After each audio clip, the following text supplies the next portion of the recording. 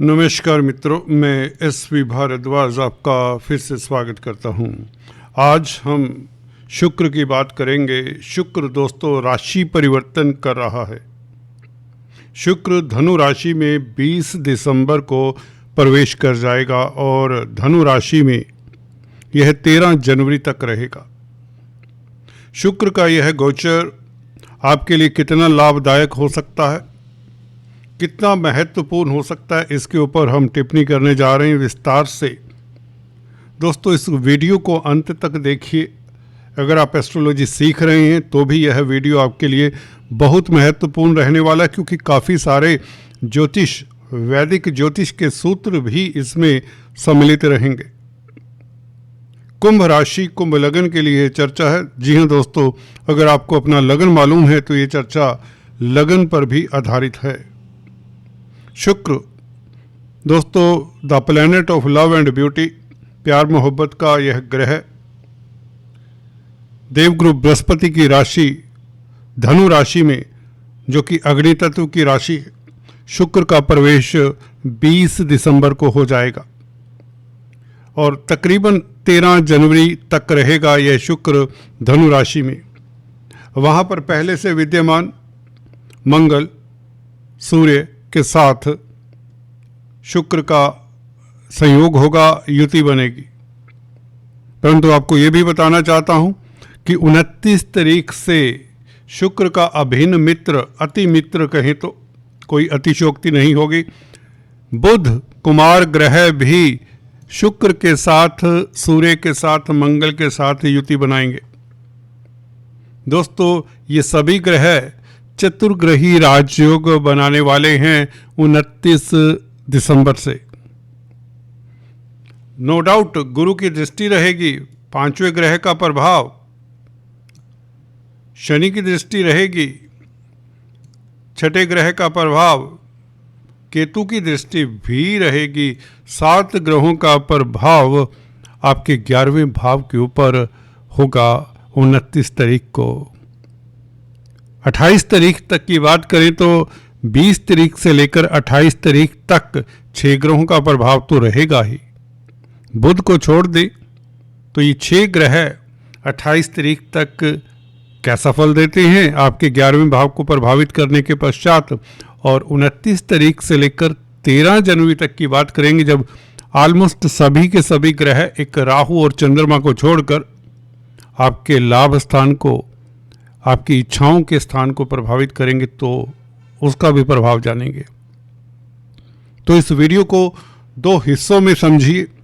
पहला 28 तारीख तक का फलादेश, 20 से 28 तारीख, उसके पश्चात 29 से लेकर 13 जनवरी तक। दोस्तों बने रहिए, बहुत महत्वपूर्ण चर्चा है। चर्चा को आगे बढ़ाने से पहले एक औपचारिकता, अगर आप पहली बार आए हैं तो कृपया सब्सक्राइब कर लें।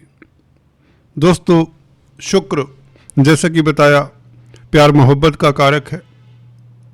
संसार में जो भी वस्तु आपकी आंख को लुभाती है बेसिकली वह शुक्र है। शुक्र ना होता तो सुंदरता नाम की चीज ना होती। जी हाँ दोस्तों, ये कामदेव का रूप है शुक्र। इससे सारी सृष्टि चलायमान है बेसिकली। पुरुषों की कुंडली में यह पत्नी का कारक होता है। भौतिक पदार्थ जो भी हैं, लग्जरी प्रोडक्ट्स जो भी हैं, वो शुक्र की ही देन है। तो शुक्र आपकी कुंडली में दोस्तों 2 महत्वपूर्ण स्थानों का मालिक भी है। योग कारक इसीलिए कहलाता है क्योंकि यह केंद्र और त्रिकोण का मालिक है। केंद्र चतुर्थ भाव, जिसे सुख भाव कहती, जमीन जायदाद प्रॉपर्टी आपकी माता का भाव है। चतुर्थ भाव मानसिक सुख का भाव है, क्योंकि चंद्रमा का भाव है। कालपुरुष की कुंडली में चतुर्थ भाव में कर्क राशि आती है, तो यह आपके मानसिक सुख का भाव ही है, क्योंकि चंद्रमा इसका कारक होता है 4th हाउस का। इसके अलावा भाग्यस्थान का मालिक है शुक्र। भाग्यस्थान, जी हाँ दोस्तों, जो आपके ऊपर दैवी कृपा रहती है, ईश्वरीय कृपा रहती है, वह 9th हाउस से देखा जाता है। आप पिछले जन्मों से अपने साथ क्या लेकर आए हैं, यह 9th हाउस से देखा जाता है। इसमें बैठे हुए शुभ ग्रह आपके कैरियर को, गौर करिए दोस्तों, 9th हाउस में बैठे हुए शुभ ग्रह आपके कैरियर को स्टेबल करने में काफी मददगार होते हैं। क्यों? क्योंकि कैरियर का भाव दशम भाव है, आपके कर्तव्यों का भाव दशम भाव है। दशम भाव से 12वां भाव कौन सा हुआ? वह है भाग्यस्थान हुआ। 12वां भाव नुकसान का होता है। तो कैरियर को नुकसान तभी होगा जब यहां पर अशुभ ग्रह बैठेंगे। अगर आपकी कुंडली में 9th हाउस में अशुभ ग्रह हैं, मैलिफिक ग्रह हैं, तो आपके कैरियर में काफी अवरोध आते हैं। यह सूत्र नोट कर लीजिए दोस्तों।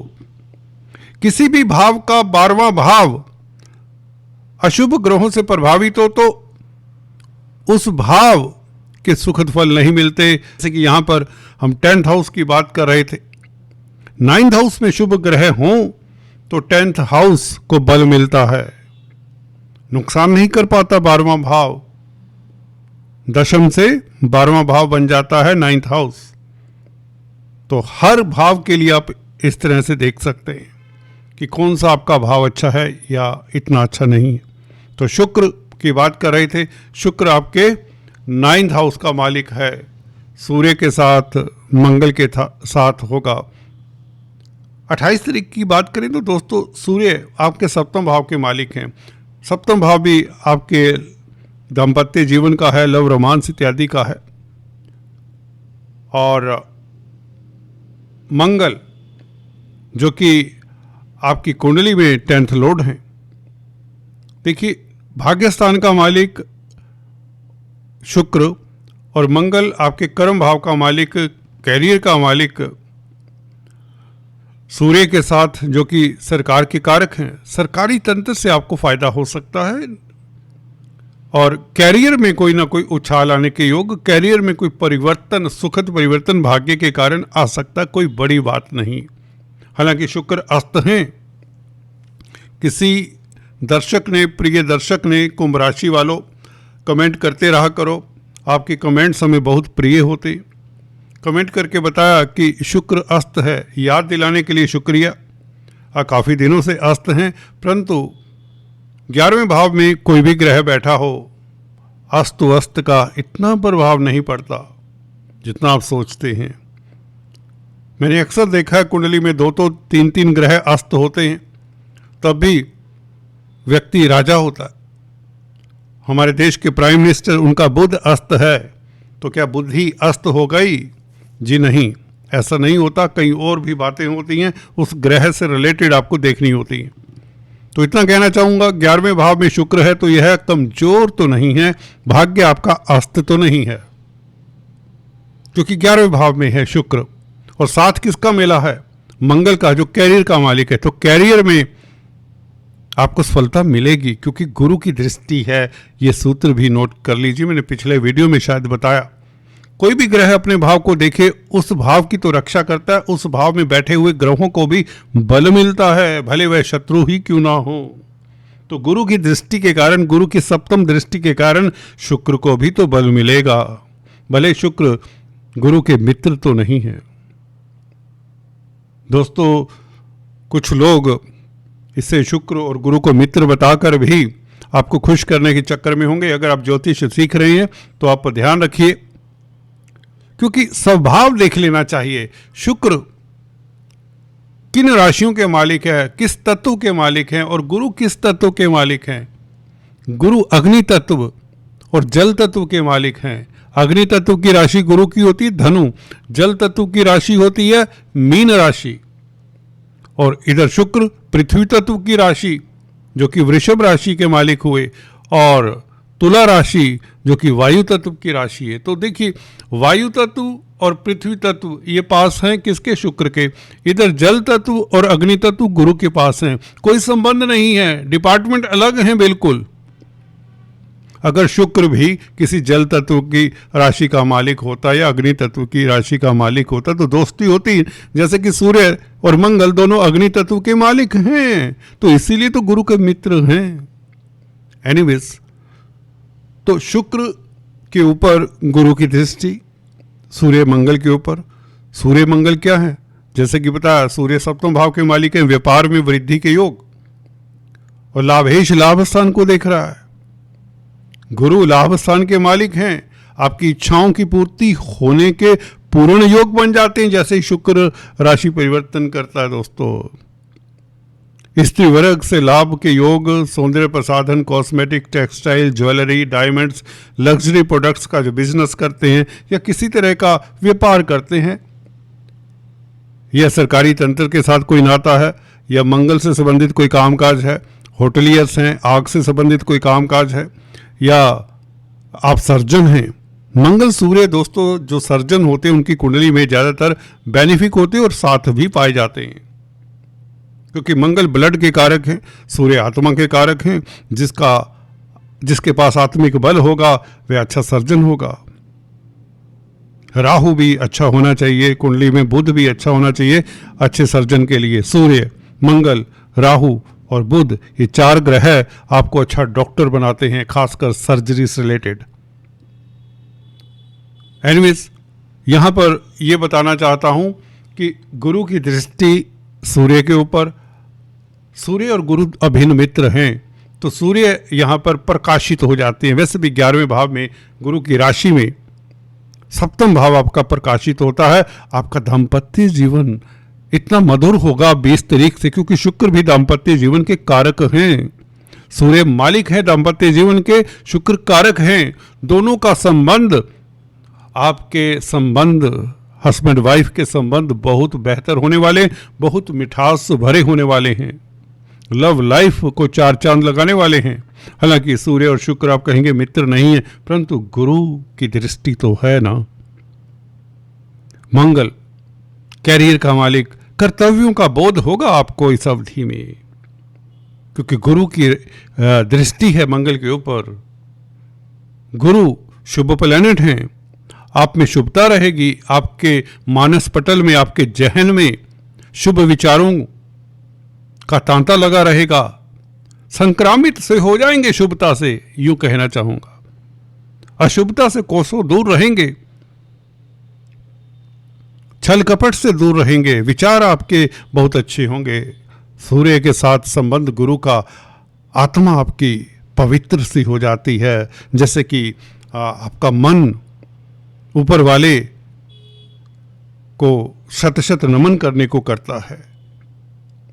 तो सूर्य, शुक्र, मंगल, ये आपके लिए बहुत उत्तम स्थिति है। ये त्रिग्रही राजयोग बन रहा है 28 तारीख तक। अगर 28 तारीख के पश्चात की बात करें, बुध का राशि परिवर्तन। बुध क्या है? पंचम स्थान के मालिक, स्पेकुलेशन से लाभ के योग हालांकि अभी भी बने हुए हैं, क्योंकि 5-11 की एक्सिस के ऊपर इन 4 ग्रहों का प्रभाव है।